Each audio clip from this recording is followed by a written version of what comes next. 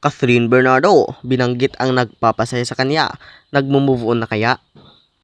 Matapos ang confirmed breakup, nagkaroon ng live update ang award-winning actress na si Catherine Bernardo sa social media.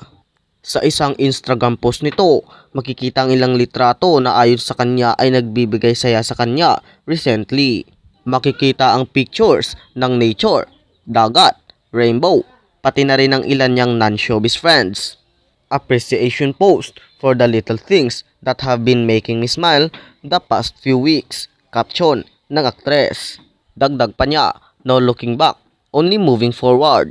Ilan lamang sa mga nagkomento at nag-like sa post ay ang kapwa-artista na sina Sharon Cuneta, Chief Filomeno, Alora Sasam, Cassie Ligaspe, Darla Solar, Karina Sanchez Rojas at marami pa. Shot puno sa no looking back, only moving forward. Saad naman ni Alora. Love you naman ang komento ni megastar Sharon Cuneta. Lahad ni Darla, still can't get over your water performance, kaya so excited sa next chapter. Ang update na yan ni Catherine ay ilang oras matapos burahin ng kanyang dating partner na si Daniel Padilla ang breakup message nito para sa kanya. Ito na kaya ang pasaring ng aktres na wala ng Kathniel comeback at second chance.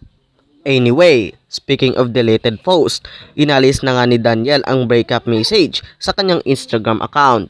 Ang tanging makikita na lamang sa post ay ang throwback sweet pictures nilang dalawa at solo photo ni Kath. At noong November 30 nang kumpirmahin ng dalawa na naghiwalay na sila matapos ang 11 years nilang magkarelasyon. Mababasa pa nga sa post ng aktor ang mahabang mensahe para sa dating girlfriend kung saan inihayag niya ang kanyang pasasalamat dahil hindi siya iniwan nito kahit ano paman ang pinagdadaanan niya sa buhay.